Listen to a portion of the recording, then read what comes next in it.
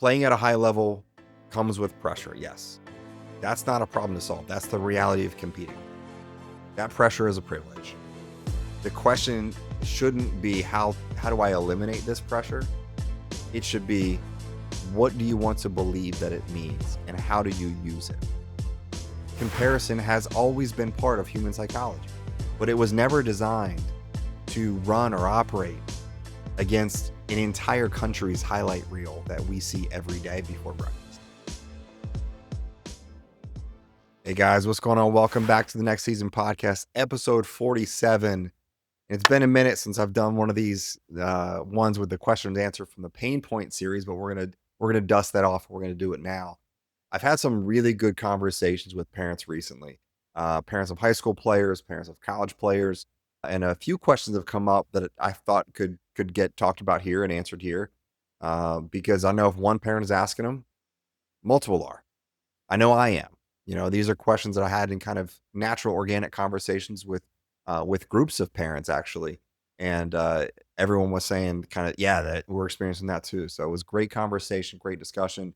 I learned a lot in those conversations, and so I figured I'd share some of those thoughts and perspectives here. So we're back with the Pain Point series. This one's 3 questions, the real questions, my honest answers and perspectives, including some of the ideas and strategies that came out of those conversations with the parents, because they were bringing insights too, so things I learned. And they're the kind of questions that get at really what's going on beneath the surface of an athlete's performance and their mindset with stuff, and the stuff that doesn't always show up in the stat line. So let's get into it. Question 1. My son struggles to focus, not just on the field, but in everyday things. Homework, conversations, sometimes just sitting still. Is this a mental performance issue, or is it something else? And yeah, such a good question. It's an honest question. I appreciated the person for sharing this. Here's where I want to start, and I'm gonna borrow a story that stuck with me. I've spent nearly 20 years working in corporate settings alongside working with athletes. So doing leadership development, doing team performance, doing individual coaching and performance, sometimes in really high pressure environments. And one of the most consistent challenges across all of that is the topic of focus, right? It's not necessarily talent, it's not necessarily effort, but focus is a big, big thing, not only for individuals, but of course then for teams too. What are we focused on? What are our goals? How do we make sure that we're staying true to our vision and our values as an organization? But again, certainly at an individual level as well. And so I was doing a training one time where I was talking about this topic, and I came across, and as I was doing kind of my notes and research and trying to find some examples, I came across this idea from author James Clear, and I think it nailed it perfectly. In the early 1900s, there was a lion tamer named Clyde Beatty, and most lion tamers in that area didn't have a long shelf life.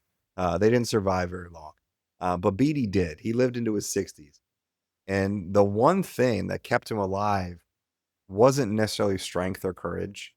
And I'm going to share a picture with you, but if you look at a picture and he's holding 2 things. In his right hand, he's holding a whip, and his left hand, he's holding a stool or a chair. Okay. And he's pointing the legs of that chair at the lion. And so I would ask people, as I'm doing this training, I said, what is the most important weapon? What is the most important thing, I should say, that he has in his hand, his tool that he has in his hand? And everyone would say it's the whip. But in fact, it is the chair. When Beatty walked into the ring, he'd hold that chair up in front of the lion's face, and all of the legs of that chair would be pointed right at the lion's face.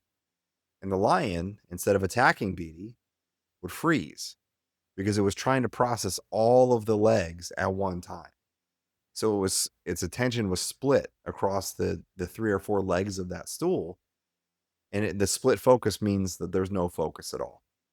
So here's the thing, that lion isn't that much different from a 16-year-old athlete or a 26-year-old athlete or a 46-year-old employee or business owner. Okay. Trying to manage school, social media, the starting spot, parents' expectations, zone performance, social life. Okay. In the same, it's just as you grow in your career, as you grow in age, it's the same kind of stuff. There's always multiple priorities that you're trying to balance. all at the same time. So it's not that you can't focus, it's there's just too many legs on the chair that you're trying to focus on, thinking that you need to tackle all of them at once. From a brain's perspective, the prefrontal cortex, which runs attention and decision making, still developing into the mid 20s. We've talked about this many times before. So for the 16-year-old athlete, the parent who asked this question, it's literally training the brain, right? Focus at this age isn't a character flaw. It's a skill that's still being built. It's a skill that's still being developed. And here's what's working against it right now. The stress that floods the brain with cortisol, which is the stress hormone, shrinks cognitive bandwidth, right? This shrinks the ability for the brain to do cognitive tasks and do things like figure out what I need to focus on. How do I manage all these things? What do I need to do? And then how does that look in terms of execution? Sleep deprivation also shuts down that prefrontal cortex really fast. And the constant context switching, so phone notifications, social media, scrolling through TV, right? Everything's on demand, everything's microwave society. It's training the brain to be distracted. And so you get good at what you practice. I'm going to say this directly, and I'm guilty of it too. The way that media, social media, television media, movies, music is built today is designed for short attention spans. So the creators of this content have realized that the shorter that we can make these things and the more we can cram into it and then fast switch, quick cuts, the more engaging it can be, the longer we can get people glued to these screens and these videos, the more it's going to benefit their bottom line, their creators' bottom line, because it's more likes, more views, more view time, all those things. And so they're designed intentionally to have those quick cuts and those fast content, constant scrolling, so it helps their bottom line. And that is then rewiring and training our brains to crave that and desire that. If you look at content now compared to how it was designed 20 years ago, but certainly, when I grew up, I grew up in Mr. Rogers' era, right? That would bore the crap out of kids today. The content that we grew up on is completely different than what it is now. And the longer that we can delay that phone use in the morning, in the afternoons, and the evenings especially, and create real boundaries around screen time, the better. It's not just for focus, but overall mental health and performance. So what do you do? Simplify first. Pick one thing. Don't think about 5 things that you need to adjust. Again, that's too many distractions, too many things to focus on at one time. So don't pick them all. Just pick one. What's one thing that you can do? Okay. The ability to focus is not the problem. The ability to decide is. Give the brain one leg to look at on that stool. Then train it like any other skill. Short blocks of focused single task work. No phone, no distractions, no background noise. Do that for 10 minutes. Can you hammer out 10 minutes of focused work? Like truly focus, undivided, hammer at work. And build from there. Because it's a muscle. So then maybe the next day it's 11 minutes. Maybe the next week it's 15 minutes, right? And just build it and see what you can develop. And protect the inputs. Sleep, stress, screen time, right? That's all the hardware stuff. If the hardware is compromised, then the software is not going to be able to perform. So our brain will not be able to perform. All right. Focus is a skill. It's hard. It takes work. But no, it's not necessarily true that your son's brain is broken. All right. Question 2. I got 2 questions from parents, actually. This is going to be 2. It's the same conversation, very similar questions. The cost of playing at a high level is putting extra pressure on him to succeed. And then the follow-up question to that was the constant exposure to highlight reels makes him feel like he's not. So the first question was actually from a college parent, the parent of a college athlete. The second was a high school athlete, a part of that same conversation. So I'm gonna read them again. The cost of playing at a high level is putting extra pressure on him to succeed, and the constant exposure to highlight reels makes him feel like he's not good enough. Pressure first. Playing at a high level comes with pressure, yes. That's not a problem to solve. That's the reality of competing. That pressure is a privilege. The question It shouldn't be how do I eliminate this pressure? It should be, what do you want to believe that it means and how do you use it? When that pressure spikes, most athletes interpret it as a threat. Same way the lion did with that stool, right? Freeze, okay? Fight, flight, or freeze, right? The body responds, the heart rate climbs, the muscles tighten, breathing can get shallow, the brain shifts in protection mode, and you cannot perform while you're in protection mode.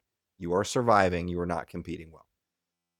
There's research from Dr. Aaliyah Crum at Stanford who actually talks about this. The stress response itself isn't the enemy. Acute stress, what we call eustress, is actually essential for growth and performance, right? That's the stress that we want. It's like, the old perfect example is exercising. You have to put your body into stress, tear those muscles so that it can build and develop stronger. All right. There's more to that, but that's simply what's going on. Okay. So you need stress. Again, acute stress, or what we call eustress, is literally means good stress. So that's not the problem. It's the story that your athlete tells himself about it that can be the challenge. Athletes who learn to read pressure as a signal. So, okay, I'm feeling these feelings, I'm feeling this pressure. My body is getting ready to compete. The athletes who say those kinds of things actually perform better than athletes who try to stay calm, right? Who try to fight against it and try to push against it and stay calm, right? It's okay to be activated sometimes. That's how you perform. So different interpretation, different results. The conversation again isn't don't feel it and push against it and try to fight against that. I don't want to feel stressed. I don't want to feel pressure. I don't want to feel these nerves. I want to stay calm.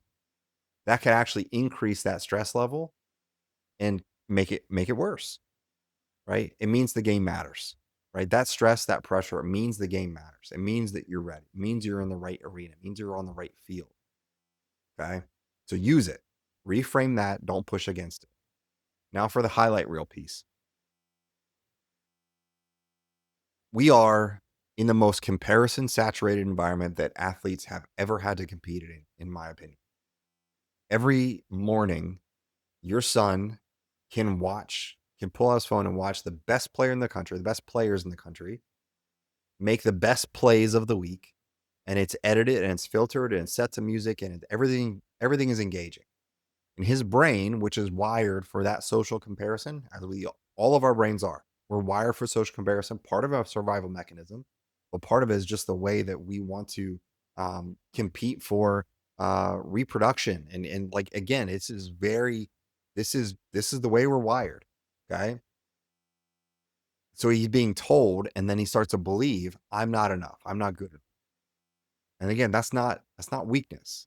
Comparison has always been part of human psychology.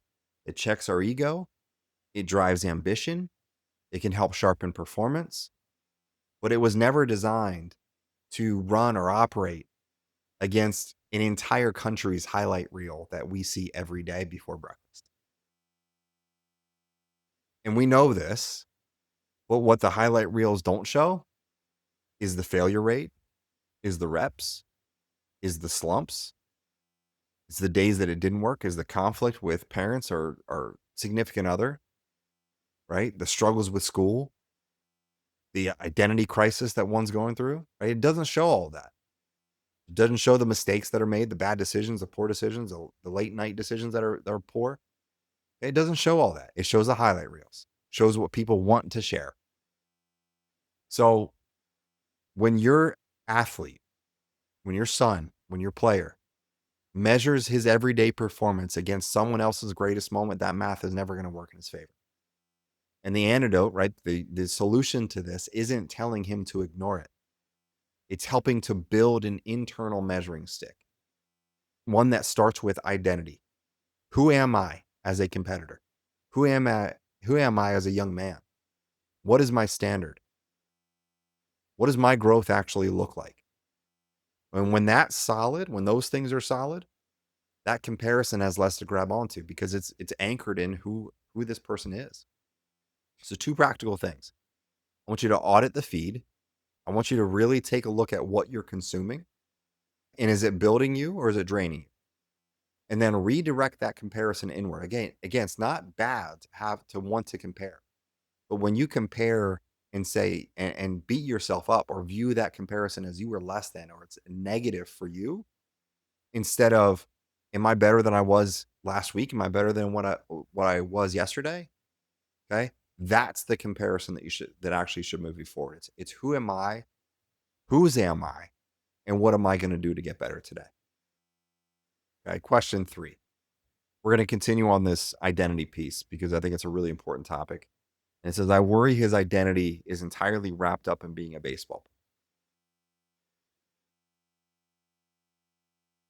Really good question. And I want to answer it very carefully because I actually had a conversation with my own 13-year-old son about this the other night, and it continued again yesterday. Um, and I hope that he can form an identity around the sport that he loves and he is very ambitious with that is healthier than mine was and healthier than many others. It's okay. It's essential to have big dreams, big goals, scary ones, the kind of goals and dreams that, if others knew about or you told others, they might laugh at you. He wants to be a professional baseball player.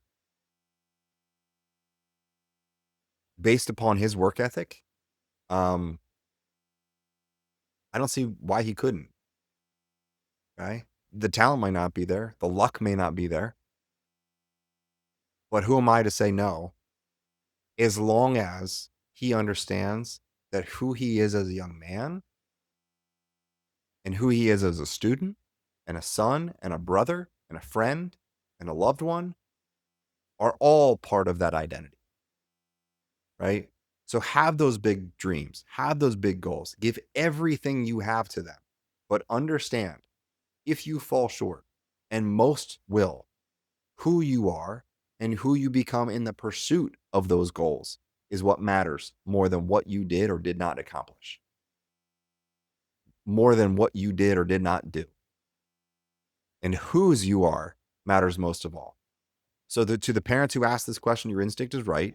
Pay attention to it. But here's what's true. When a young athlete builds his entire identity around one role, one sport, one position, one team, that identity becomes really fragile because that's going to end. It's going to end at some point. Rosters will change and injuries happen. And when that one thing that defines you disappears, even if it's temporarily, there's nothing underneath to hold you up. We call this identity foreclosure. It's when an athlete stops developing as a full person because all of his psychological investment goes into one lane, into one thing. And the athletes that are most at risk with this aren't the ones who don't care. They're the ones who care the most and put everything they have in that one basket. But there's nothing that they built alongside it. And the warning signs of it, self-worth that's entirely tied to performance, inability to enjoy anything outside of sport, extreme emotional responses to bad games, bad performance, bad plays, resistance to any conversation about life after baseball or just processing how a game went. Being all in your sport is not the problem. We want that. I want that as a coach. I want guys who are all in and give it everything they have. That passion and that commitment are not the enemy. The issue is when that passion and that commitment becomes the only source of identity instead of one layer of a bigger picture of who you are. The work is building what I call a layered identity. Athlete, yes. But again, as we talked about, also a son, a teammate, a brother, a leader, a person of character. The more layers that an athlete has, the more resilient he is because when one layer gets challenged or lost, the others can hold up in this place. This topic of identity goes much, much deeper than one episode. I know we've talked about it before. We're going to talk about it again. It's a core part of my coaching. And I'm going to be having a full conversation on identity very soon with my coach, Johnny Martin, who's going to be coming back for the 4th time, I believe.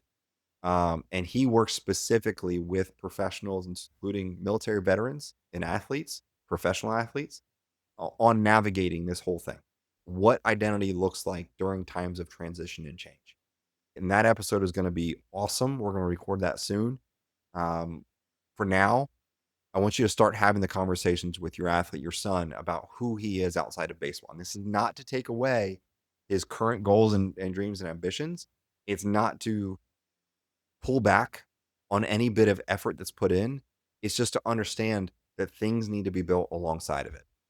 Okay. Ask what he values. Ask what kind of person he wants to become. Ask what he'd want people to say about him if that baseball talent and role were to be gone tomorrow. Those conversations plant acorns. And the athletes who have those acorns planted early are going to be the ones with the root system to endure the storms, to endure that pursuit, to endure the hard seasons and land on their feet when it's over because they've got the roots to anchor themselves. So that's it. 3 questions, 3 answers. Focus is not a character flaw. It's a training problem. So simplify and build that muscle, protect the inputs. Okay. Pressure in comparison. Reframe what pressure means. Pressure is a privilege. And then build that internal measuring stick that doesn't depend on someone else's highlight reel, that you're able to build your own and understand what's truly beneath the surface with those highlight reels, right? You don't see everything. And then the third question is on identity. Build those layers, build those roots, build that foundation for a stronger athlete and a human being. And stay tuned for that episode with Johnny Martin, where we're going to talk about this even more. If you have a question you want answered for this Pain Point series, reach out. These conversations matter, and I want to keep having them. If this episode hits home, share it. Send it to a parent, a player, a coach who you think needs it. The little things, a like, a comment, a follow, helps more than you realize. And it puts this in front of somebody who might really need it. And if you're an athlete or the parent of an athlete who's navigating any of what I talked about today, there's something that I put on the website we're checking out. There's 2 free assessments. One is for active athletes and one is for Atlas athletes, those who are figuring out life after sport and adjusting to life after sport. It's an honest snapshot of where you are, awareness, clarity, and sometimes that's exactly where the work starts. You can find that at nextseasonathletes.com. Appreciate you. We'll see you next time.